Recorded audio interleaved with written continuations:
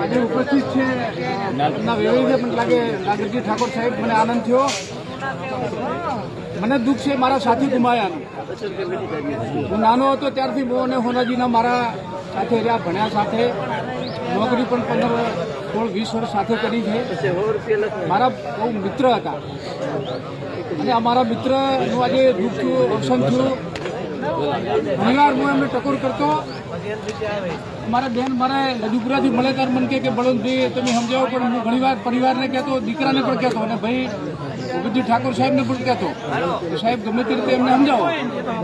પણ કુદરતની જે પ્રક્રિયા છે અથવા આયુષ્યમાં જે લેવા દેવાનું એની નિમિત્ત ફાઇનલ હોય છે, એને કોઈ રોકી શકતું નથી. હોનાજી જ્યારે ભુજમાં નોકરી કરતા હતા એવા ટાઈમે અમારા સાથે નોકરી કરનારા બીજા ઘણા બધા મિત્રો હતા, આખું બટાલિયન હતા. એવા ટાઈમે સોનાજી ઓફિસમાં બેસતા, અમારા બધાને એ કામ કરતા. કોઈ અમારે કામ સોનાજીની વાત કરીએ કે આ તો વાંધો નહીં, સાહેબને એમને બહુ સારા રિલેશન હતા, કારણ કે 15-1 વર્ષ તો પોતે ઓફિસમાં રહ્યા. બહુ મારા મિત્ર હતા, બહુ દિલના મિત્ર હતા, બહુ સાચા માણસ હતા, દિલ માણસ હતા.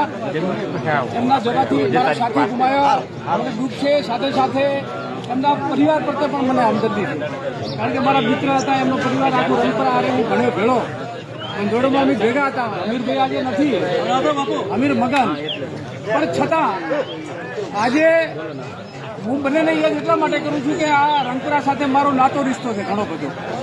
સમયની વેણ વાતો હોય છે. મને આજે નાગરસિંહ ઠાકોર સાહેબ બેઠા હતા, હું એક વાત યાદ કરું છું. આજે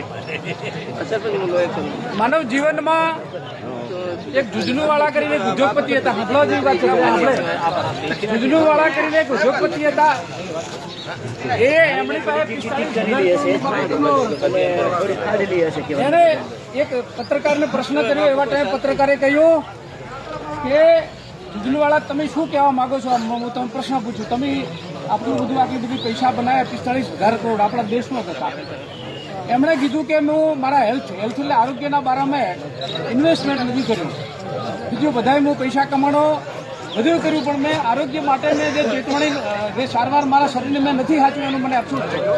ઠાકોર સાહેબ એટલે હોનાજી મારા મિત્ર હતા, નાની ઉંમર હતી, પારિવારિક સંબંધ હતા. મારો પોતાના એ દાડે હું બહાર હતો, મને મારા ઉપર ફોન આવ્યો હતો. મારા ફૌજી જવાનોએ એમને સાચી શ્રદ્ધાંજલિ આપી, સલામી કરી, બંદૂકની રાખી. અમારા રતિલાલભાઈને બધા ભેગા થઈને બહુ સારામાં સારું. અમારા ચૌધરી સમાજના ઘણા બધા મિત્રો આવ્યા, બધા ફૌજીઓ, નિવૃત્ત ફૌજીઓ આવીને એમને સત્કાર સમારંભ કર્યો. હું બહાર હતો, મારા ઉપર ફોન આવ્યો. મેં એમને વાત કરી કે હું પહોંચી નહીં શકું, પણ છતાં મને દુઃખ તો ઘણું છે, કારણ કે સમાજે 2 વસ્તુ ગુમાવી છે. એક તો મારા સાથી ગુમાયા છે, સાથે સાથે સમાજે પણ એક સારો માણસ ગુમાયો છે, બહાદુર માણસ. જ્યારે રાઇફલ સાફ કરતા એવા ટાઈમે હમણાં મેં ફોટો જોયો ત્યારે આંખોમાં આહુ આવી ગયા, કારણ કે આવા માણસો ઓછા હોય છે. મારી લાઈફમાં હું ઘણા બધા માણસો જોઉં, ખિલદિલવાળો માણસ, કોઈના પ્રત્યે પાછું કોઈનું ખોટું ના કરે એવો મર્દ માણસ આજે આ દુનિયામાં નથી. પણ સમાજને મારે એક વાત કરવી છે. આજે બધો સમાજ બેઠો છે, આજે સાહેબ બેઠા છે. મારે સમાજને વિનંતી કરવી છે કે આપણે વ્યસન મુક્ત કરીએ. આ મેન વાત તો અહીંયા આવે છે.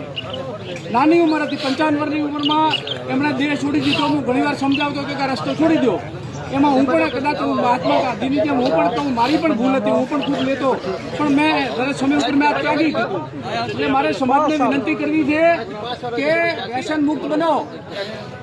એ ગુટકા છે, તમાકુ છે, બીડી છે, અને આલ્કોહોલવાળા જે પદાર્થો છે એ બધાને છોડો. અને તમારે સારી રીતે જીવવું હોય તો આપણે આપણા સમાજને કંઈક ઉપયોગી બનવું હોય, આ દેશને ઉપયોગી બનવું હોય તો આપણા આરોગ્ય માટે એક જરૂરી વસ્તુ છે.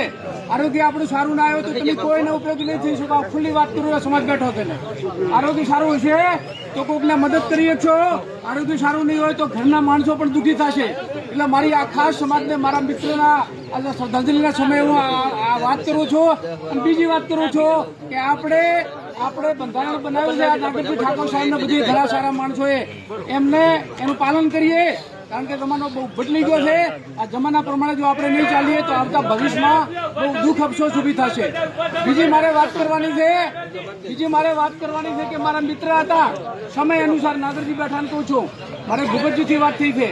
એમની મારી બહેન આવે છે નજુપુરાથી, એના નામે 51,000 રૂપિયા આપીશ સમય અનુસાર. આ સમાજ વચ્ચે એલાન કરું છું, એને મદદ કરશે. મારી હંમેશા લાગણી આ સમાજ માટે છે.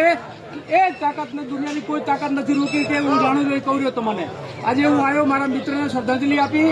આખા પરિવાર પ્રત્યે મારી હમદર્દી છે. વંદે માતરમ, જય માતાજી.